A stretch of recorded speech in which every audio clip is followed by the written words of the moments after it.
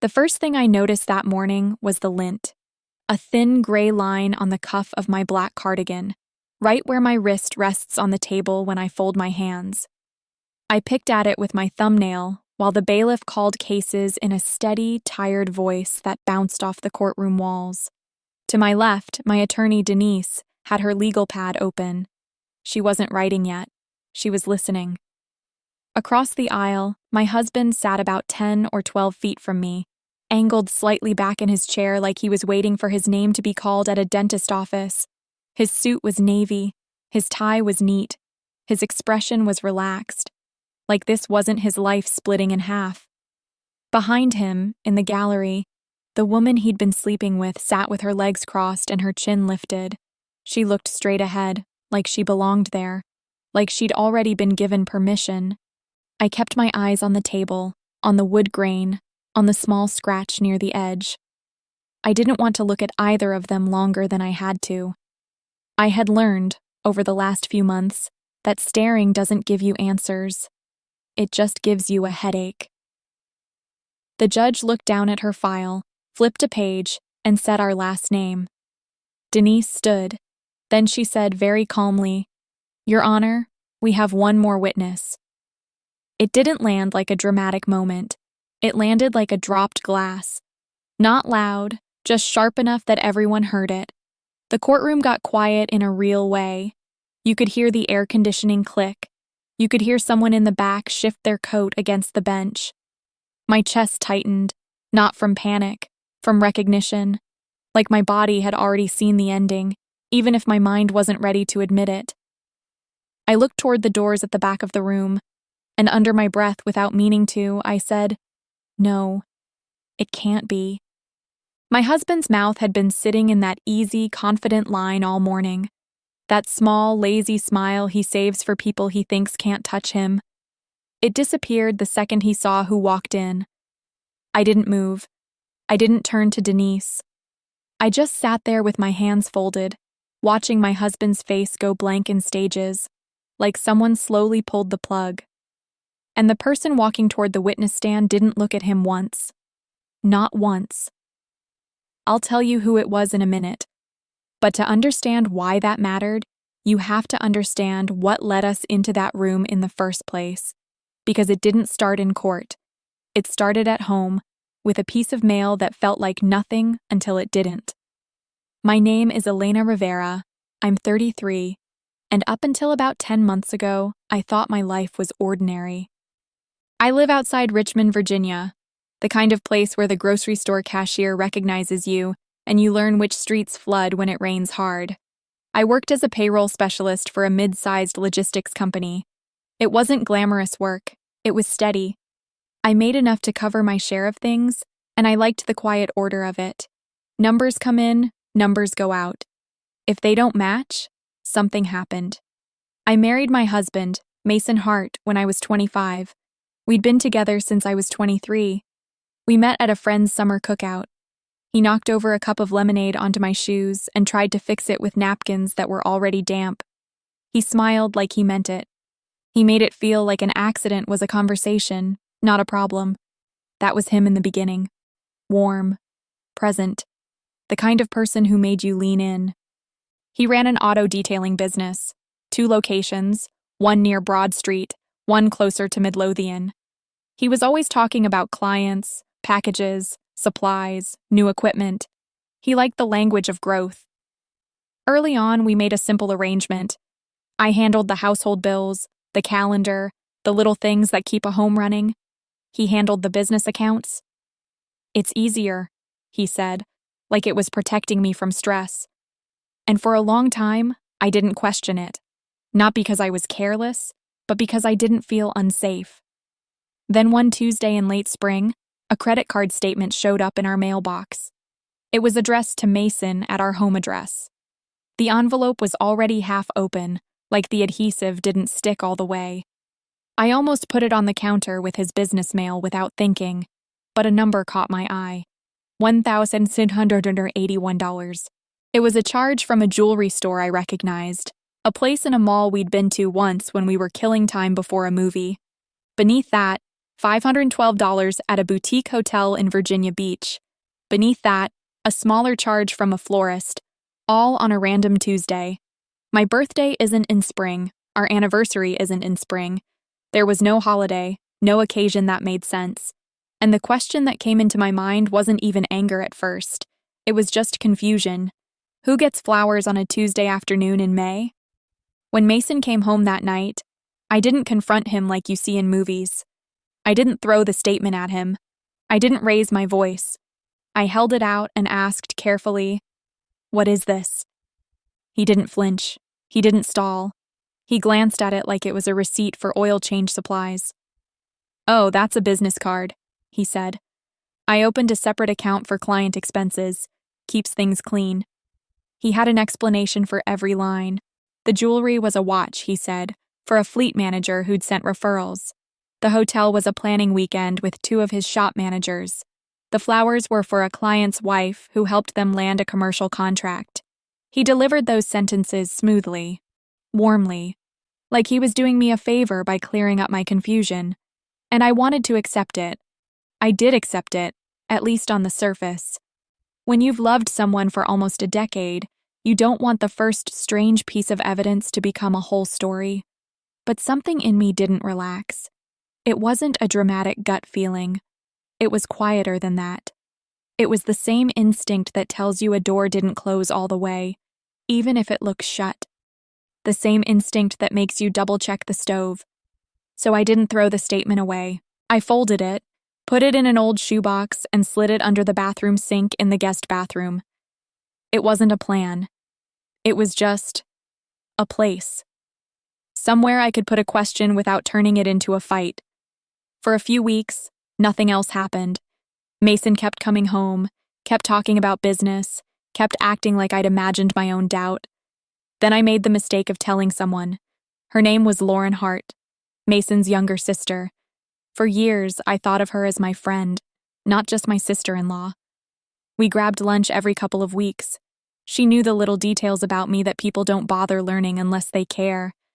How I take my coffee, how I avoid escalators, how I always cry at dog adoption videos.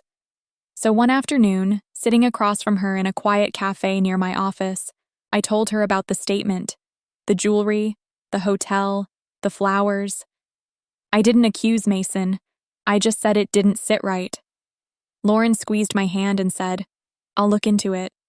Her voice was soft, supportive, the kind of voice that makes you exhale. 24 hours later, Mason came home angry in a way I hadn't seen before.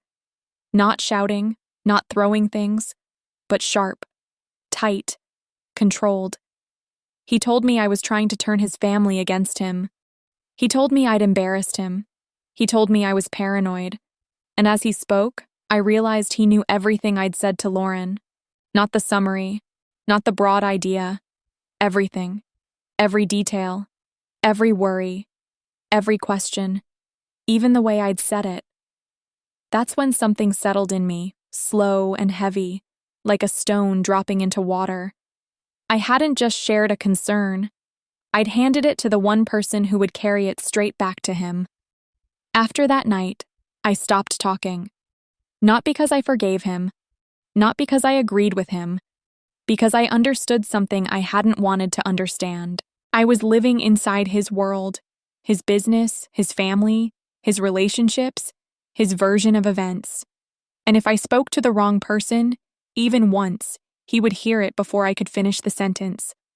I went to work the next day and processed payroll like I always did.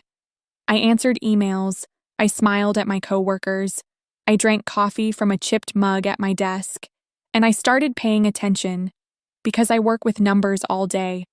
I know what a legitimate expense looks like. I know how people hide money, not in one dramatic move, but in small, repeated actions that look harmless if you don't line them up. And for the first time, I began lining things up. That same week, I went home and pulled the shoebox back out from under the sink. I held the statement again, and I didn't feel rage. I felt focus. Then I put it back, washed my hands, and went on with my evening like nothing had changed. And that was the beginning of the quiet part. the part where I stopped asking and started collecting. That night, before bed, I placed my phone face down on the nightstand, turned off the lamp, and lay still in the dark for a long time. Then I waited. After that night, the house didn't change on the outside. The same creak in the hallway near the linen closet, the same dim kitchen light over the sink, the same 2 mugs on the drying rack, one chipped, one spotless. But Mason changed in small, measurable ways. He started coming home later.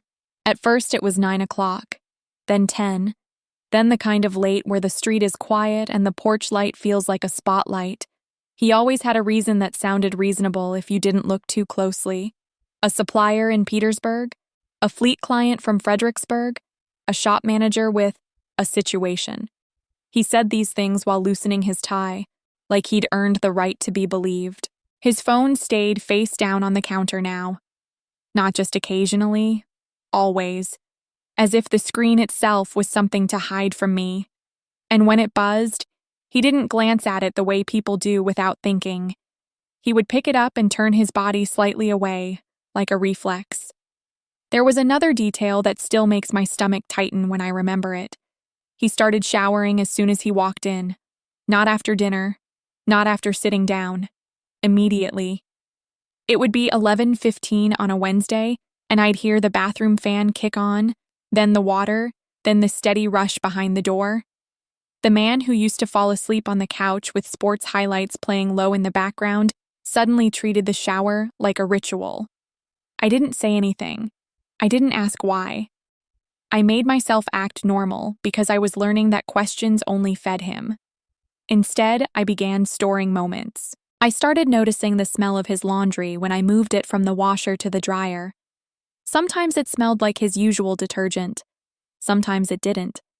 Sometimes his shirt collars carried a faint scent that wasn't cologne, not exactly, more like a sweet lotion that clung to fabric. I didn't build a story out of it. I just logged it in my head and moved on. Then the money shifted. It happened on a Monday morning when I checked our joint account before work. It was habit. I like to know what clears and what doesn't. I like knowing the timing so bills land clean. I opened the app and saw a transfer for $10,900. It went from our joint checking to a business operating account I didn't have access to. I stared at the screen until it dimmed and went dark, then tapped it awake again like the number might change. It didn't. When I asked Mason that evening, he didn't hesitate. "Equipment," he said. "We're upgrading the system at the Broad Street shop. It's overdue." He said it like he was proud of himself, like I should be happy he was investing. That weekend, I drove past both locations. I didn't do it with music blasting, angry and shaking. I did it the way I do most things when I'm trying to understand.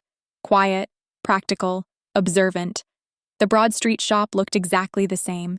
Same faded sign, same hoses with cracks near the ends, same vacuum stations with tape on one side where the plastic casing had split. Nothing looked new, nothing looked upgraded. There was no crate out back, no new equipment wrapped in plastic, no fresh installation. I sat in my car for a minute with my hands on the steering wheel and watched 2 employees rinse a sedan with the same pressure washer I'd seen there for years.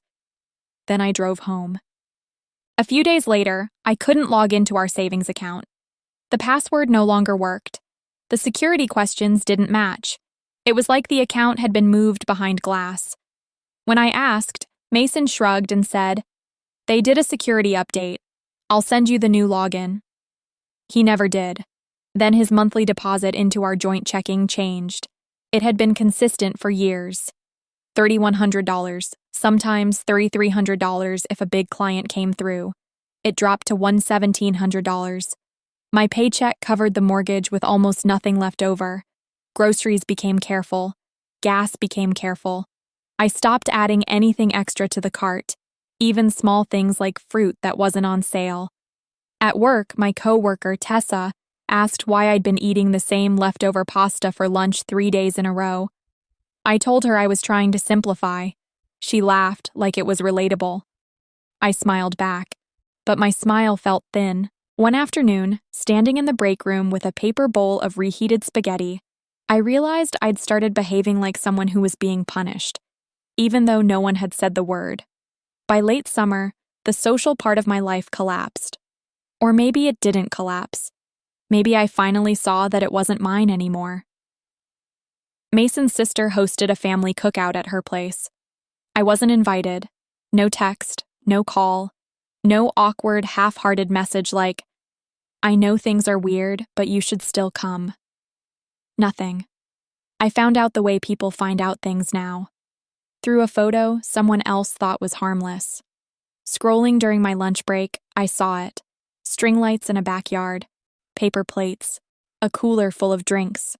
Mason's mother, Patricia, standing near the grill with that familiar posture, her hands busy, her face turned towards someone she was listening to, and next to her was a woman I didn't recognize.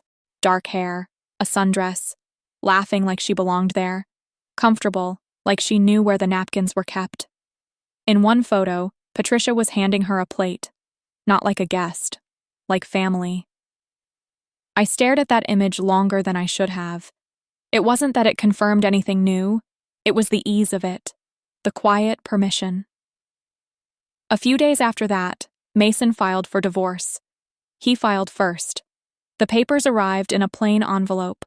No drama, no confrontation, just legal language and a signature that felt like a door closing. His filing asked for a split that leaned in his favor. It described my contribution in a way that made my skin go cold. It said I had contributed minimally to the growth and maintenance of marital assets. Minimally.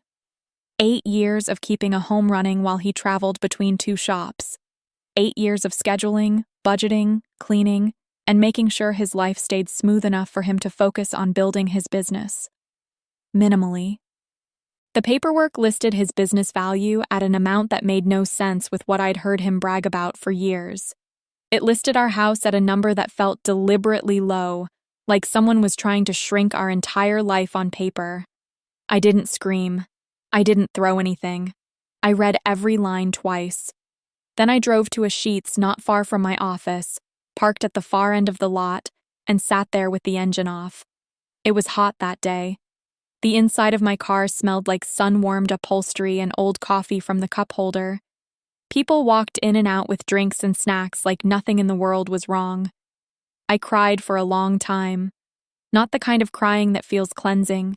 The kind that makes your face go numb and your throat tight, like your body doesn't know where to put the shock. When I checked my personal account that night, I had $200. That was it. No emergency fund I could access. No family nearby. My parents were in New Mexico. My sister was out in Colorado. I had built my daily life around Mason's circle in Virginia. His people, his family, his friends. And now I understood something in a very clear way. If I fell, I would fall alone. That's the moment most people expect the narrator to become loud or reckless, to do something impulsive. I didn't. I went quiet. Because quiet was the only way I could think. The next morning, I went to work like normal. I ran payroll. I answered emails.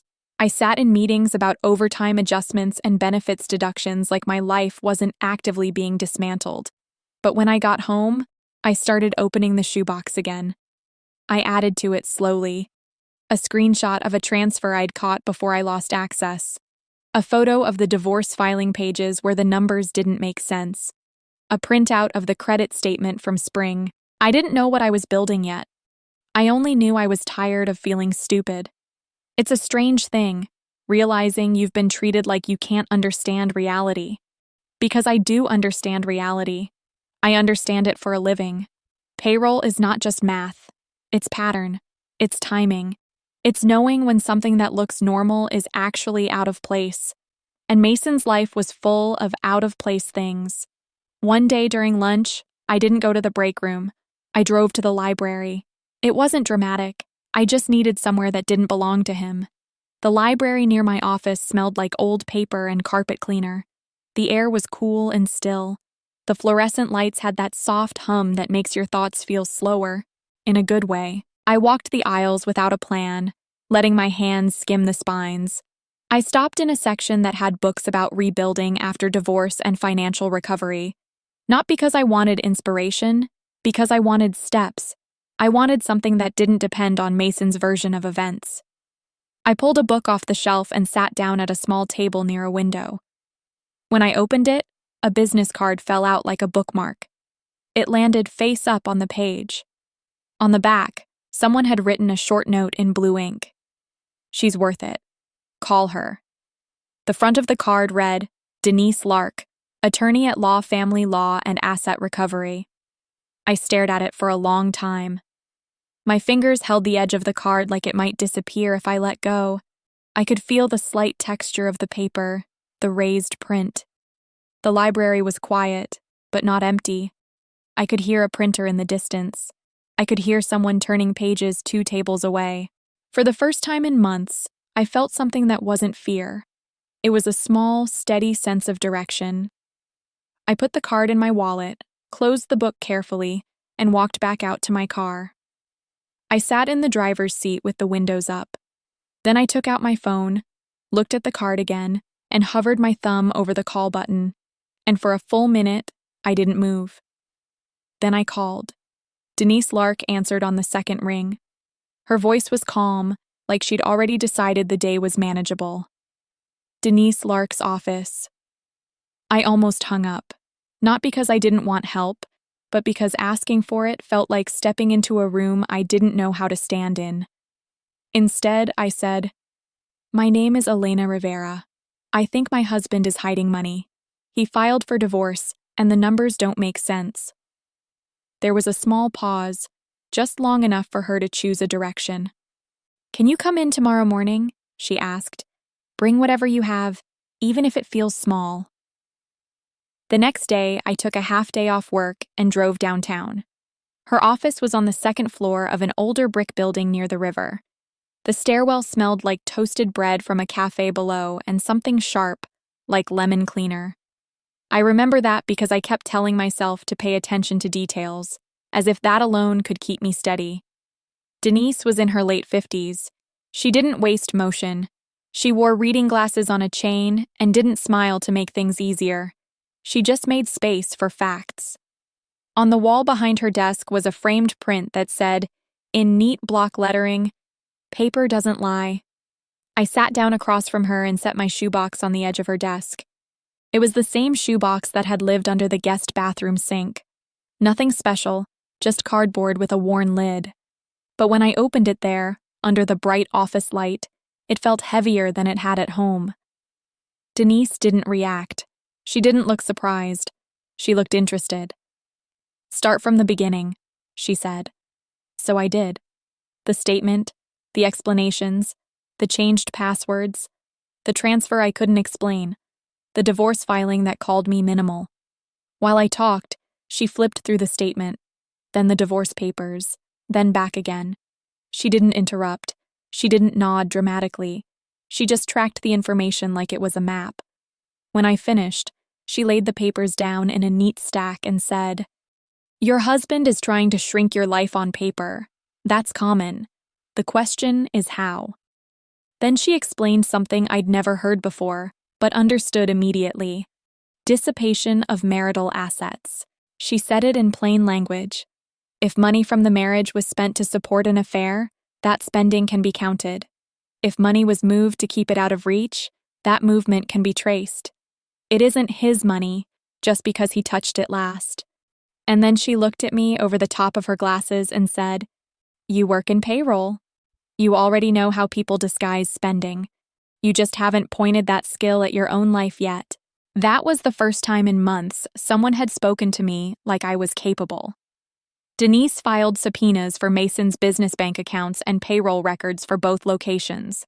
She also requested financial statements, tax filings, and anything tied to outside vendors or contractors. "There's always a trail," she said. "People get careless when they think you won't look." For a few weeks, nothing happened outwardly. The court process moved at its slow speed. Mason kept acting like he was still in control. But inside my head, something shifted. I stopped hoping he would suddenly become honest. I started expecting he wouldn't. And that expectation, strange as it sounds, gave me clarity. The first records came back in early fall. Denise called me and asked me to come in after work. When I walked into her office, she already had a folder open on her desk. She slid it toward me. "Take a look," she said. The top pages were payroll reports for Mason's business. And there it was, a name I recognized from that photo at the cookout. Not a friend, not a family member. The woman I didn't know, who looked too comfortable next to Patricia. Her name was Kendra Shaw, listed as a marketing consultant. Salary, $4,600 per month. I stared at the number first because that's what I do. Numbers speak before people do. $4,600 a month, paid regularly, like rent. "How long?" I asked. Denise tapped a line with her pen. 13 months. In my head, I multiplied without thinking. 13 times 4,600, that's $59,800, almost $60,000, paid to a woman who, as far as I knew, didn't produce a single thing. Denise flipped to the next page. There were forms, contractor paperwork, a tax document signed, everything clean enough to look legitimate if you didn't ask what the work actually was. I felt my face go still, not from shock, from focus.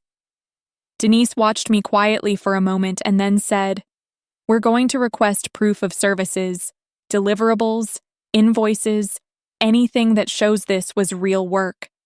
She turned another page, and my stomach tightened again. Lauren Hart, Mason's sister, listed as administrative support, $100 per month, paid consistently. Denise didn't say anything right away. She let me see it the way it was printed, plain, official, matter of fact. I swallowed once.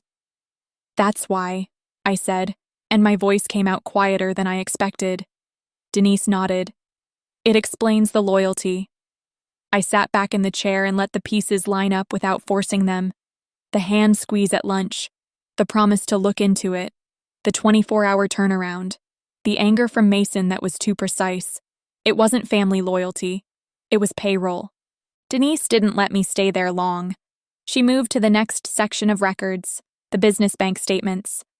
"Now look at this," she said. There were regular transfers to an entity I'd never heard of. Harbor Ridge Holdings, LLC.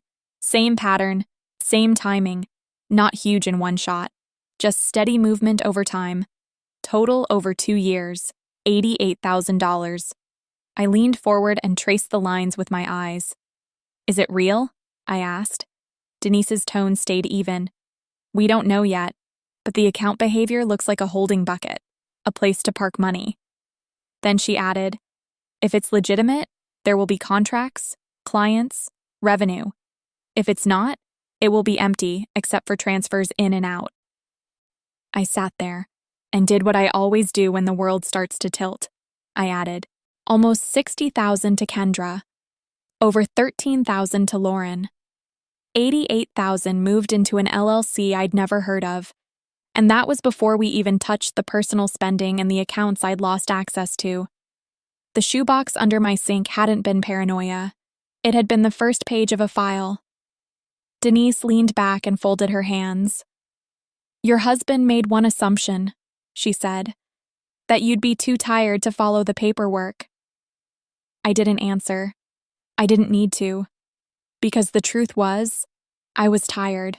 I was still eating leftovers, still paying bills carefully, still sleeping in short stretches, still moving through my days like I was trying not to break. But tired doesn't mean incapable. It just means you have to be organized. When I got home that night, the house smelled like dish soap and the faint sweetness of the candle Mason liked to light in the kitchen, as if scent could fix what was happening. He was on the couch scrolling on his phone, the screen angled away from me. I walked past him without speaking. I went into the guest bathroom, pulled the shoebox out, and placed it on the counter. Then I started a second box. Not for memories, for evidence. I created folders on a flash drive and labeled them by month. I scanned statements, saved screenshots, printed anything I could still access. I wrote notes in the margins with dates and times, not feelings. I didn't confront Mason. I didn't hint that I knew. I cooked dinner. I cleaned up. I went to bed in the guest room and stared at the ceiling for a while. In the morning, I woke up at 5:15. I made coffee. I sat at the kitchen table while the house was still quiet and opened my laptop. And for the first time since the divorce papers arrived, I wasn't trying to figure out what he was doing. I was building a record of what he did. Then I waited. By the time November came, my life had a rhythm that didn't look like anything from the outside. Work, home, quiet dinner, light cleaning, guest room. Then, before sunrise, the kitchen table. At 5:15 a.m., the house felt like a different place. The air was cooler. The floors didn't creak as much. The only sound was the refrigerator cycling on and off and the soft tapping of my keyboard. I stopped trying to understand what Mason was doing. I treated it like any other payroll issue. You don't fix payroll by guessing. You fix it by finding the source document. So I built a system. Step 1. Collect everything I could access without touching anything that wasn't mine. Step 2. Organize it by date and category, not by emotion. Step 3. Make it readable for someone who wasn't living inside the mess. I made folders by month. Inside each month, subfolders, banking, transfers, payroll, communications, legal filings. I saved screenshots with the date in the file name. I kept a simple log in a spreadsheet, just 2 columns at first. What happened and where the proof lives. It wasn't dramatic. It was methodical. Silence became a decision. At home, Mason acted like he was still the one moving pieces. He started leaving in the mornings without telling me where he was going. He stopped mentioning business upgrades. He just moved through the house like he owned the air.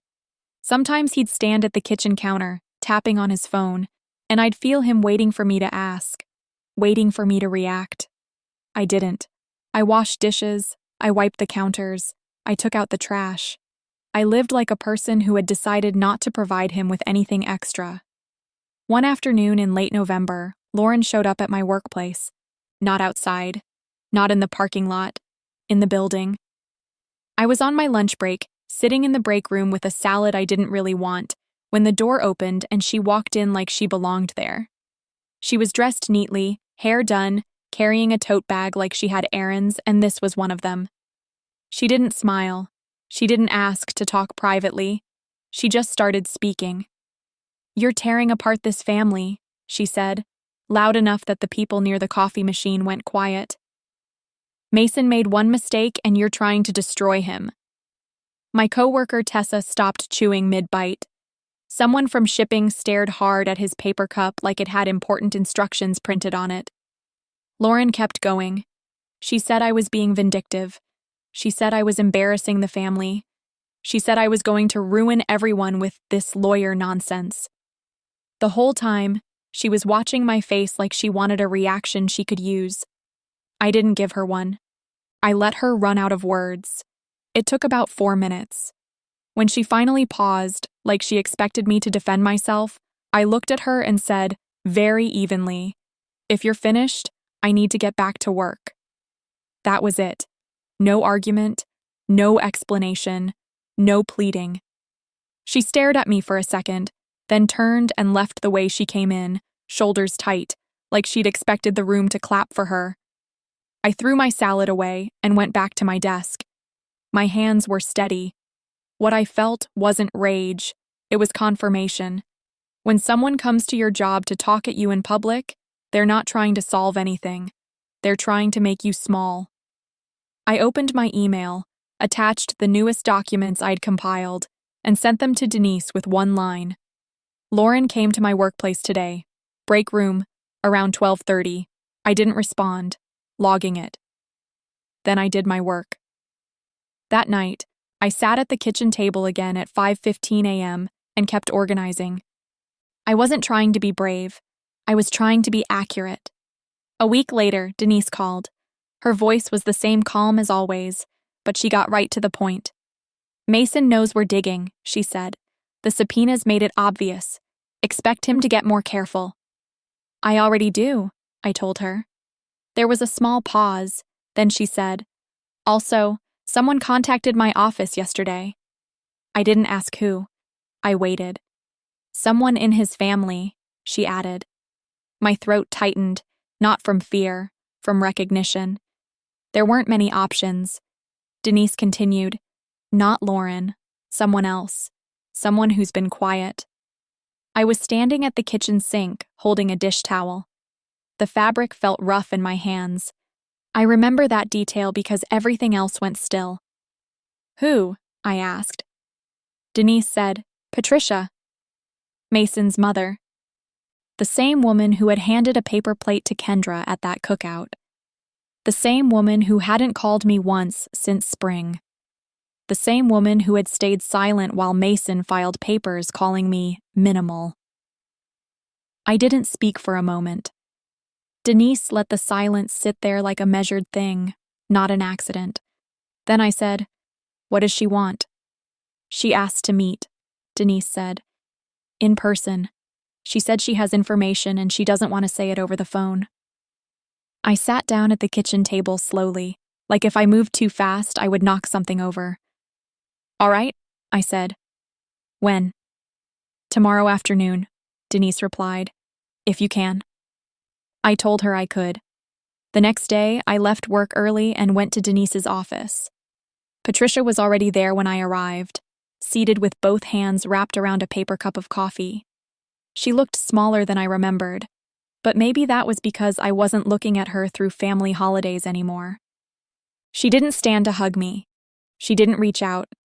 She looked up, met my eyes, and nodded once. It was the first acknowledgement I'd gotten from her in months. It wasn't warmth. It wasn't apology. It was something closer to intention. Denise closed the office door, sat down, and said, Patricia, take your time. Patricia took a breath. Then she said, Mason thinks you won't fight. He said that out loud. I held my posture steady. I kept my face neutral. Not because it didn't land, but because I didn't want her to see me react like a wounded person. I wanted her to see me as a person listening. Patricia continued, still calm, still controlled. She told Denise and me about a night at Lauren's house in late summer, after everyone had gone home. Mason had stayed behind. He'd had a few drinks, and in the loose way people talk when they think they're safe, he started explaining his plans. He told his mother the business cleared well over what he declared. He described the LLC, Harbor Ridge Holdings, like it was a shelter he built for himself. He said Kendra was on the payroll because it was clean. He said the payroll line for Lauren was a thank you. He said I would take whatever he offered because I didn't have the spine to do anything else. Patricia's mouth pressed into a tight line when she repeated that, not because she was shocked, because she recognized it. Then she said something that made the room feel colder. My husband did the same thing to me, she said. Years ago, I stayed quiet. I told myself it was loyalty. I told myself it was family. And when everything fell apart, there was nothing left to save. She kept her voice steady, but her hands tightened on the paper cup. I'm not doing that again, she added. Not to you. Denise didn't interrupt. She just listened like she was counting each sentence for weight. When Patricia finished that part, she shifted in her chair and looked directly at Denise. There's something else, she said. At the Broad Street shop. Denise leaned forward slightly. Go on. Patricia swallowed once, then said, There's a safe. In the back office. Fireproof. Mason keeps a backup drive in it. He told me it has the real numbers. He thinks nobody will ever look. My stomach tightened, but my mind stayed clear. Denise asked, Do you know where it is? Patricia nodded. Bottom cabinet behind the old invoice box. It's not obvious if you don't know to reach for it. Denise asked, Do you know the combination? Patricia hesitated just a second, then said, Yes. I watched Denise carefully. Denise didn't smile. She didn't react like we'd won anything.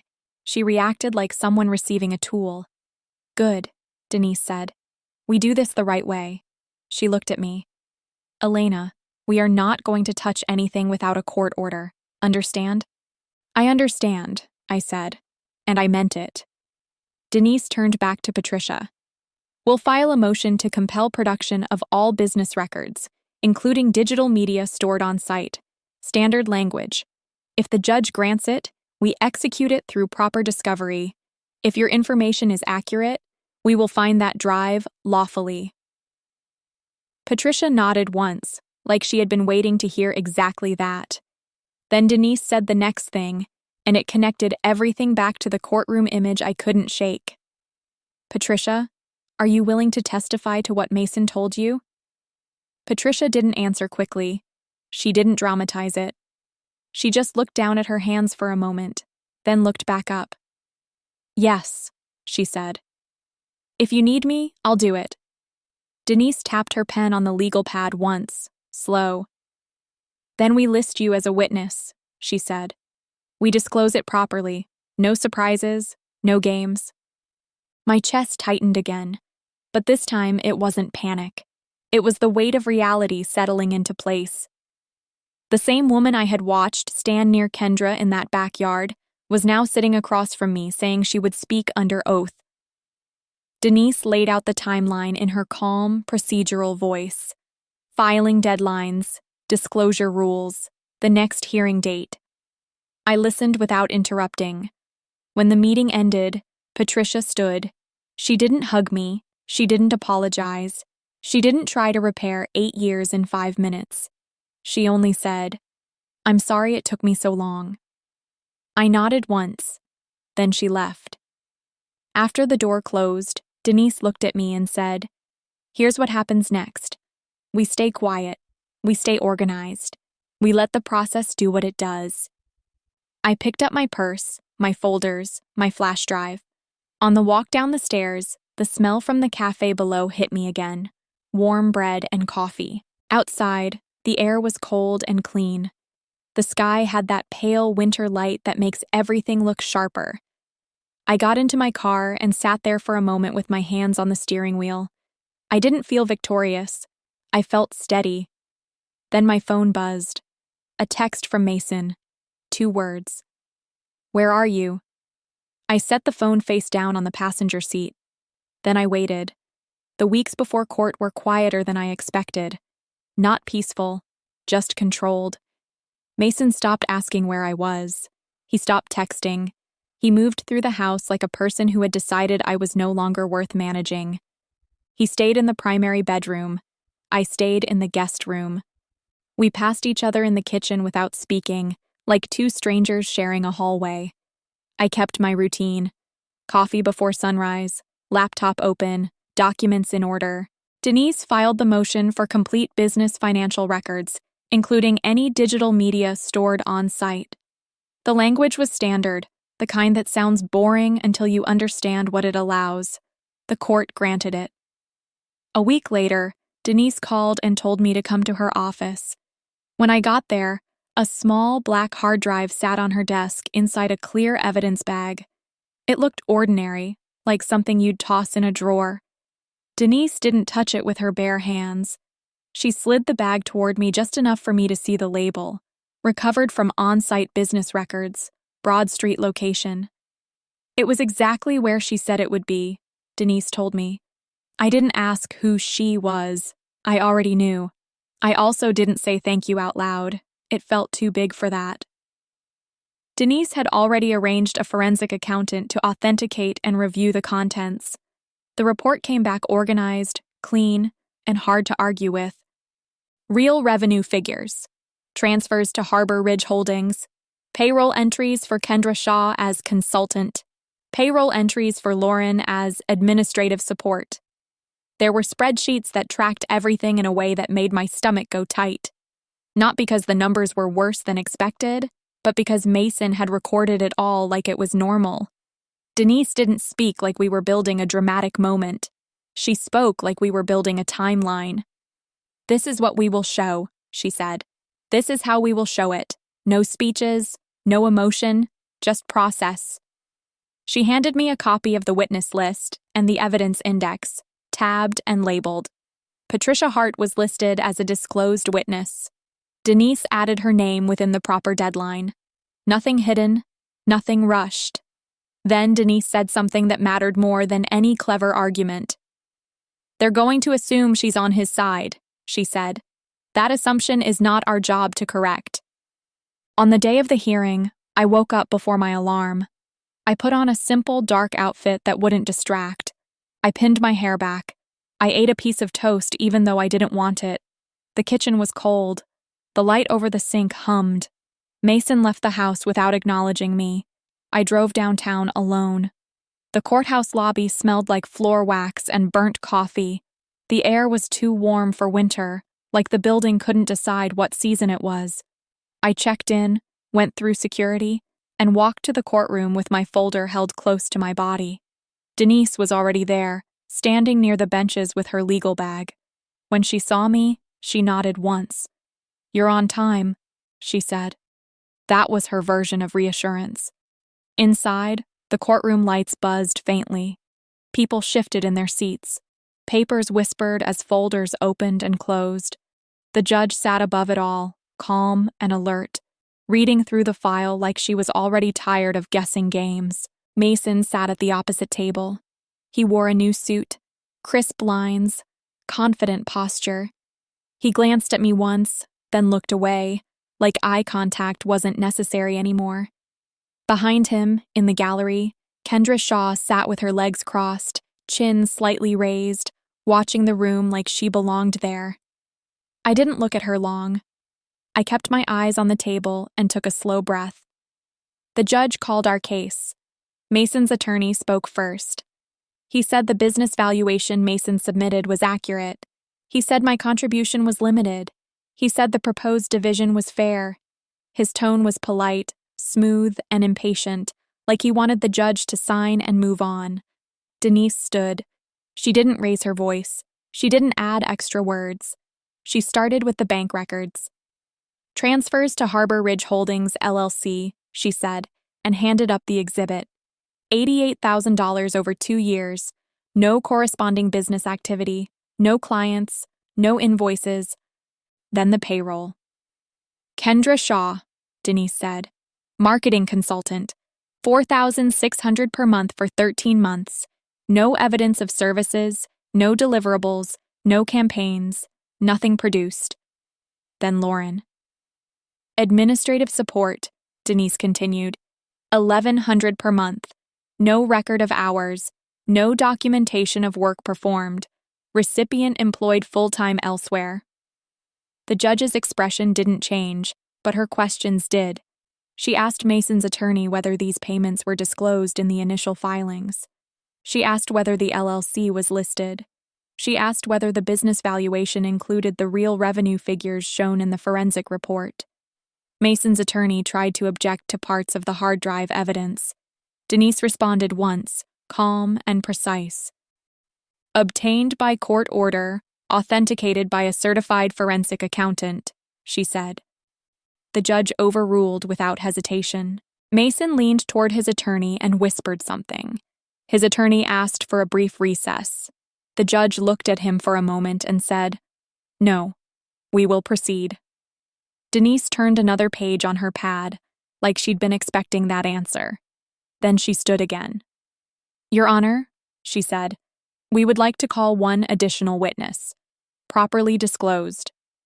I felt my chest tighten, not in panic, in recognition. I kept my face still. Mason's mouth held that faint line of confidence, like he still believed this was a negotiation he could control. The courtroom doors opened. Footsteps, steady and unhurried, moved down the aisle. Mason looked up.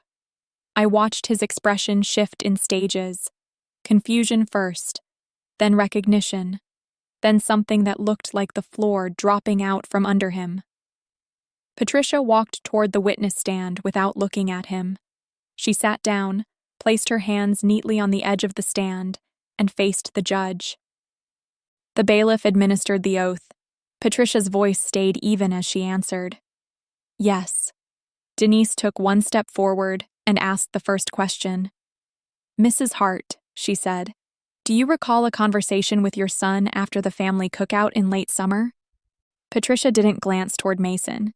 She looked straight at the judge and said, "I do."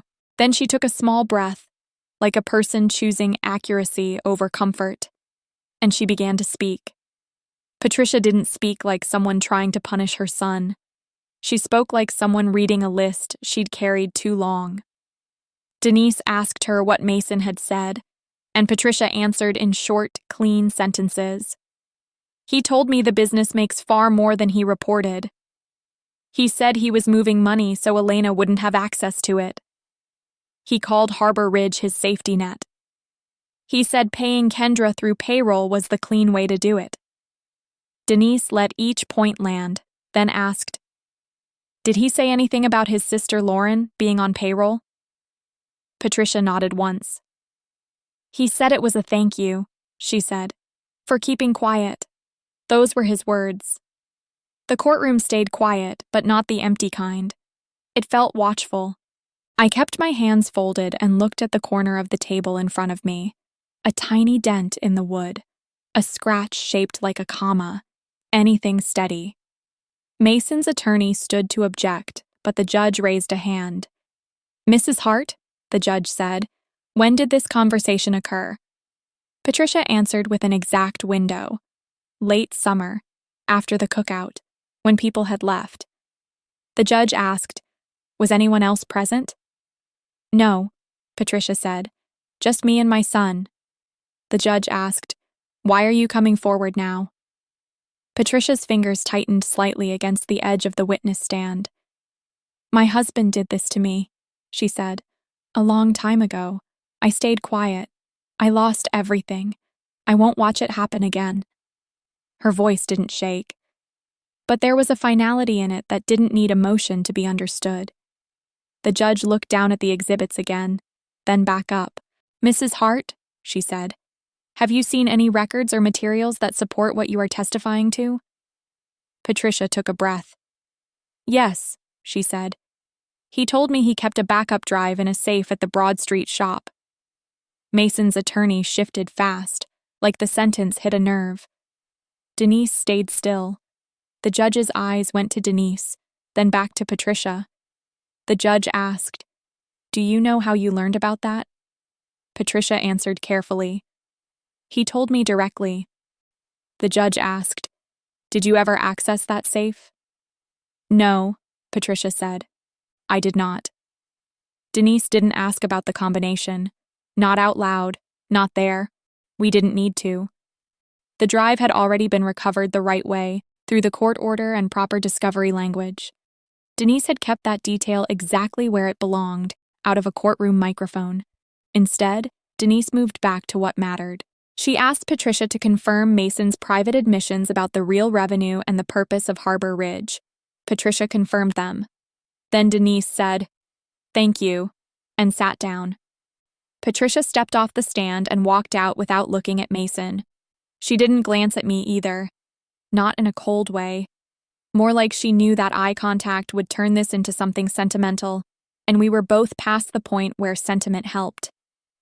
Mason's attorney stood and asked the judge if they could have a sidebar. The judge said, "No." He asked for a recess. The judge said, "No." Then she looked directly at Mason's attorney and asked a question that made the air feel thinner. "Does your client wish to amend his sworn financial disclosure before I rule?" The attorney looked at Mason. Mason stared forward, jaw tight, like if he kept his face still, the facts might soften. His attorney said, "Your Honor, we would need time to review." The judge nodded once, like she had heard that line before. "You had time," she said. "We are past that." She turned a page in the file and began asking about numbers, not in an abstract way, in a procedural way. She asked about the business valuation Mason submitted and whether it reflected the revenue shown in the forensic report. She asked about the transfers to Harbor Ridge and why an entity with no apparent business activity received steady movement of funds. She asked about the payroll entries for Kendra Shaw and what deliverables supported the payments. She asked about the payroll entries for Lauren Hart and what records supported hours worked. Mason's attorney tried to answer in broad language. Business discretion, consultant services, administrative assistance, operational needs. The judge listened, then asked again, slower, more specific. What services? What records? What deliverables? What dates? Denise handed up the forensic accountant's report, tabbed and clean. The judge read portions of it herself, out loud, not for drama, but for the record. I watched Mason's posture change. Not collapse exactly, more like his body stopped pretending. His shoulders stiffened, his hands came together, then apart. He looked at his attorney again and again, like he was waiting to be rescued by a sentence. Kendra sat behind him, very still. When the judge repeated her name, Kendra's chin dropped a fraction. Not much, just enough for me to notice. The judge set the report down. Then she said she was ready to rule. Her voice didn't rise. She didn't announce it like a turning point. She said it like a person finishing a task that should have been simple if anyone had told the truth. She began with the finding. Based on deliberate dissipation of marital assets and based on materially false or incomplete financial disclosures, the court was adjusting the distribution. She awarded me a larger share of the marital estate due to Mason's misconduct. She awarded me the house. She ordered the business to be independently appraised based on actual revenue, not the figure Mason had submitted, and she recognized my equitable share of the business. She ordered Harbor Ridge Holdings to be frozen pending full accounting and equitable distribution. She also ordered reimbursement and credit for the improper spending that had reduced the marital estate. Numbers were spoken in a way that made them feel real again, like they belonged to time and paper, not to Mason's private decisions. Mason's attorney started to stand, and the judge held up a hand. "I am not finished," she said. Then she addressed the filings. She stated that the court would refer Mason's sworn financial disclosures for review by the appropriate prosecuting authority for potential perjury. She said it plainly. Statements made under oath matter. The court does not accept creative accounting. She also noted the payroll records. She stated that the payments categorized as consulting and administrative work, where evidence of services appeared absent, would be included in a referral to federal tax authorities for review of potential misclassification and underreporting. She didn't threaten anyone. She didn't lecture. She simply described what would happen next. Review, audit, investigation, if warranted, process. Mason's face changed in a way I will never forget. It wasn't anger. It wasn't sadness. It was the expression of someone realizing the timeline is no longer his. He tried to stand, almost automatically, like he could interrupt the outcome by moving his body. His attorney grabbed his arm and pulled him back down, not gently. Mason's mouth opened. No sound came out. The suit he wore to look certain now looked like a costume that didn't fit. Kendra didn't move for a long moment. She kept staring forward, eyes fixed, like if she stayed still enough, she wouldn't be part of it. Then I saw her blink hard, once. That was it. Lauren was in the back row too, not beside Kendra, closer to the aisle, alone. When the judge referenced payroll payments to family members, Lauren looked down at her hands. She didn't look at Mason. She didn't look at me. She looked at the floor like it might open. The judge concluded with the orders again, clean and final. The house to me, the freeze on Harbor Ridge, the appraisal of the business, the adjusted distribution reflecting dissipation. Then she looked at both counsel and said, "We are done for today." The bailiff called the next case. Life moved on in the same room. People shifted in their seats. Papers rustled. Someone coughed. The air conditioner clicked again. I didn't feel like celebrating. I felt like my body had been holding a heavy box for months, and someone finally set it down, but my hands still expected the weight. Denise leaned toward me and spoke quietly. "Don't react," she said. "Just stand up. We leave." I nodded once. We gathered our folders in a calm way, like we had done this 100 times. As we walked toward the aisle, Mason turned his head slightly, like he wanted to say something, anything, that would put him back in the center of the story. I didn't look at him. I kept walking. In the hallway outside the courtroom, Lauren approached me. She moved fast, like she needed to get words out before they died inside her mouth. "Elena, I didn't," she started. I didn't stop. I didn't glare. I didn't even shake my head. I walked past her as if she was a person I used to know in a different life. Not out of cruelty, out of boundaries. Denise and I kept moving toward the elevators. Near the corner of the hallway, Patricia stood alone, purse held in both hands, posture straight, face calm, like she had already paid for what she did. When I reached her, she didn't reach for me. She just nodded once. I nodded back. That was all. It didn't fix the past. It didn't repair the holidays. It didn't erase the photo of her handing a plate to Kendra. But it acknowledged the present, the one where she chose to tell the truth. Denise and I took the elevator down. The air inside smelled like metal and faint perfume from someone who had been there earlier. Outside, the winter air was sharp and clean. My breath fogged as soon as I stepped onto the sidewalk. Denise walked me to my car and stood beside the driver's door. "Here's what you do next," she said. "You go home. You do nothing that looks like a victory lap. We let the written order come through, then we follow the procedures: appraisal, accounting, distribution." I nodded. She added, "And if he contacts you, you do not discuss terms. You send him to me." "I understand," I said. Denise stepped back and closed the distance with a small, firm nod. I got into my car and sat with my hands on the steering wheel. The courthouse rose behind me, gray against the pale sky. Cars moved through downtown like any other day. My phone buzzed once in the cup holder. A message. I picked it up, read it without changing my face, then set it back down. It was from Mason. "Can we talk?" I didn't answer. I started the engine, pulled away from the curb, and drove home in silence, letting the heat slowly fill the car. When I reached my street, I parked in the driveway and sat there for a moment with the engine off.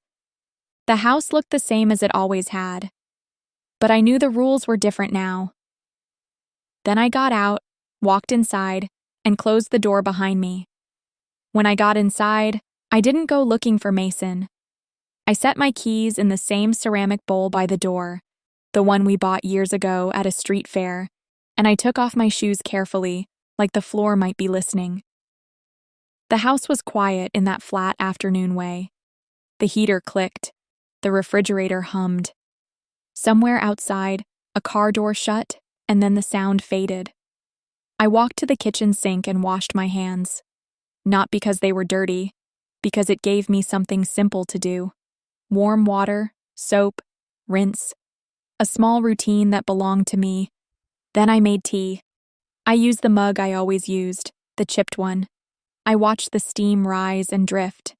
I stood at the counter and let my shoulders drop a fraction, like my body was finally understanding it could stop bracing. A few minutes later, I heard the garage door open. Mason came in through the mudroom and paused like he expected a conversation to already be waiting. He stood there, still in his suit, looking like he didn't know where to put himself in the house. I stayed where I was. He cleared his throat once. "Elena." I didn't answer right away. I didn't want to give him a tone he could argue with. I turned slowly, tea in hand, and looked at him the same way I look at a payroll discrepancy. Calm, direct, not personal. "What is it?" I asked. He took a step forward, then stopped. His eyes flicked to the counter, to my mug, to the sink, like he was searching for normal. "I didn't think it would go like that," he said. I nodded once, not in agreement, in acknowledgement that he had spoken. "It went like the evidence," I said. He stared at me for a long moment. His face did something small, like he wanted to turn it into a plea, or an argument, or blame. Then he said, "My mom had no right." I took a sip of tea. The warmth steadied me. "She told the truth," I said. He opened his mouth again, then closed it. He looked tired in a new way. Not the tired you get from work, the tired you get when the story you built stops working. "I want to talk," he said again, softer this time. "We can figure something out." I set my mug down on the counter. "This isn't a discussion. I said. If you need to communicate, you go through Denise. Mason's jaw tightened. You're really doing this. I didn't raise my voice. Yes, I said. And I'm not doing it to you. I'm doing it because of what you did. He stood there a moment longer, then turned away without another word and walked down the hall toward the bedroom. I stayed in the kitchen. I didn't follow him. I didn't listen at doors. I didn't try to decode his breathing. I picked up my mug again and finished my tea while it was still warm. Later that night, I went to the guest room and sat on the edge of the bed with my laptop open, not to dig, not to reread court documents, not to relive anything. I opened a clean folder labeled Post-Order and created a checklist, simple and practical. Appraisal timeline, accounting requests, house title steps, utility updates, mail forwarding options. I also wrote one rule at the top of the page: no direct negotiation. It wasn't about being cold. It was about staying inside a process that protected me. In the following days, the written order came through, and everything moved the way Denise said it would. Slow, official, not cinematic. The business appraisal was scheduled with an independent appraiser. Harbor Ridge was frozen pending full accounting. The court's findings and referrals went where they were supposed to go. Nothing happened overnight. That's how real consequences work. They start quietly, and then they keep going. Mason tried to test the edges. He left a note on the kitchen counter one morning. We should be adults about this. I threw the note away without responding. He texted me twice in 1 week. Short messages that tried to sound reasonable. Can we just meet for coffee? I'll make this easier if you let me. I didn't answer. I forwarded the screenshots to Denise. Then I kept doing what I needed to do. I changed my direct deposit at work. I updated my emergency contact. I opened a separate account at a different bank and set up automatic transfers, small ones, consistent ones. Not because I suddenly had extra money, but because I wanted to rebuild the habit of safety. One Saturday morning, I cleaned the kitchen slowly. Not frantic cleaning, just wiping down surfaces, sorting a drawer, tossing expired spices I'd ignored for too long. I found a receipt tucked behind the toaster oven. Old, unimportant, the kind of thing you keep without knowing why. For a moment, I held it and thought about how many small papers had mattered this year, and how many had been used to hide things instead of clarify them. Then I threw it away. That afternoon, I took a walk in my neighborhood. The air was cold enough to sting a little. Leaves scraped across the sidewalk. I passed a woman dragging a recycling bin to the curb, and she waved at me like it was any other day. That simple wave did something to me. It reminded me that the world keeps moving, even when your personal world feels like it stopped. I kept walking until my chest felt loose again. A couple of weeks later, I ran into Tessa from work at a grocery store. She looked at my cart, then at my face, and said, "You look different." Different how? I asked. She shrugged, like she couldn't quite name it. Calmer, she said, like you're not carrying something heavy anymore. I didn't explain. I just nodded. That night, I thought about what she said. Not because it was flattering, because it was true in a way I hadn't realized yet. For months, my mind had been running 2 jobs, payroll at work, damage control at home, and now the second job was finally being handled by rules, paperwork, and people whose job it was to handle it. The quiet that followed wasn't empty. It was mine. There was one more thing that happened, and it's why I'm telling this story at all. About a month after court, I got a message from someone I barely knew, a woman named Claire who worked in a different department at my company. We'd exchanged maybe 10 words in the hallway over the last year. Her message was simple. Hey, can I ask you something private? I heard you went through a divorce. I think my husband is doing something with money and I don't know how to prove it. I stared at the message for a long time, not because I didn't want to answer, because I remembered exactly what it felt like to sit alone with a question that everyone around you tries to shrink. I replied the only way I knew how. Yes, we can talk. Bring whatever you have. even if it feels small. I didn't promise her a miracle. I didn't promise revenge. I didn't promise the world would be fair. I just offered her what I had learned, that facts matter, that paper trails exist, that silence can be a strategy, that you don't have to be loud to be effective, and that sometimes the person who looks like they have no leverage is simply the person who hasn't organized the leverage yet. The last time I saw Patricia was outside Denise's office when we signed a set of procedural forms. She stood a few feet away, hands on her purse like before. We didn't talk much. She looked at me and said, "You did the hard part." I shook my head once. I did the necessary part. She nodded, and that was enough. I walked to my car afterward with my folders in my bag, the winter sun low and pale, and I felt something settle in me that I hadn't felt in a long time. Ownership. Not ownership of a house or a judgment or a number on paper. Ownership of my own life. If you stayed with me through this, thank you. I know stories like this can hit close to home. If you want to support the channel in a calm way, please like and subscribe. It helps more than you think. And tell me in the comments which city you're watching from and what time it is right now. I always read those, and it makes this feel less lonely. 2 popular stories will be waiting for you next on your screen, and I think you'll like them.